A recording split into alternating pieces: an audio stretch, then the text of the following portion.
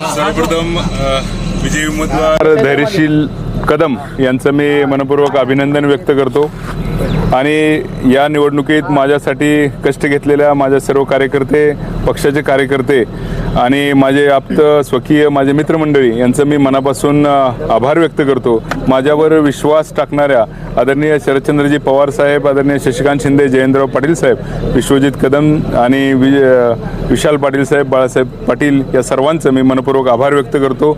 या लढाईत जरी माझा पराभव झाला असला तरी ही लढाई अशीच चालू राहील, कारण ही लढाई मी माझ्या आमदार बनण्यासाठी नाही तर या देशातील या संविधानाची स्वातंत्र्य, समता आणि बंधुता ही तत्व, ही मूल्य जपण्यासाठीची ही लढाई आहे, ही लोकशाही वाचवण्यासाठीची लढाई आहे। त्यामुळे ही लढाई अशीच चालू राहील। मला सहकार्य केल्याबद्दल मीडियाचे आणि सर्व पत्रकार बंधूंचे सुद्धा मी मनपूर्वक आभार व्यक्त करतो आणि या ठिकाणी पुनश्च एकदा विजयी उमेदवाराचं अभिनंदन करतो आणि थांबतो। पहिल्यापासून मतांपेक्षा जास्त जवळपास 100 मतं जास्त मिळवण्यात नेमके आकडे काय आहे, कसं बघताय? कोणाची आकडेवारी नाराजी ही स्पष्ट काही प्रमाणात दिसली म्हणायची, आणखी थोडा प्रयत्न केला। साधारणपणे 190 मतदान आमचं होतं, पण आम्हाला 294 च्या आसपास मतं मिळाली। म्हणजे 100हून अधिक मतदारांनी महायुतीकडून महाविकास आघाडीकडे येण्यासाठी कौल दाखवला।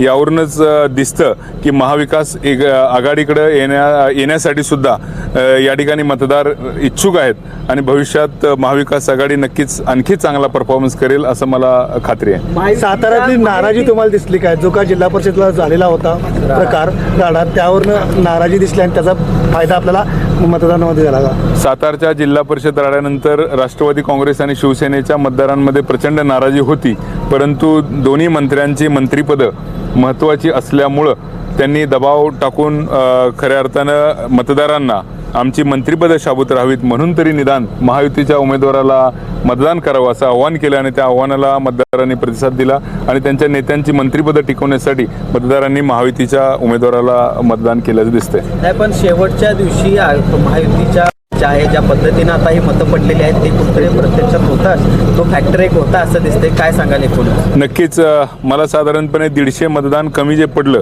ते दबावापोटी खऱ्या अर्थानं महायुतीच्या मतदारांवर जो दबाव वरच्या स्तरावरून आला होता, मुख्यमंत्री, 2 उपमुख्यमंत्री यांच्याकडून त्यांच्या संबंधित सर्व मंत्र्यांना जे पद्धतीचे आदेश देण्यात आले आणि त्या मंत्र्यांनी जे खाली दबाव तंत्र वापरलं त्यामुळेच साधारणपणे ही मतदान कमी झालं। Okay sir, thank you.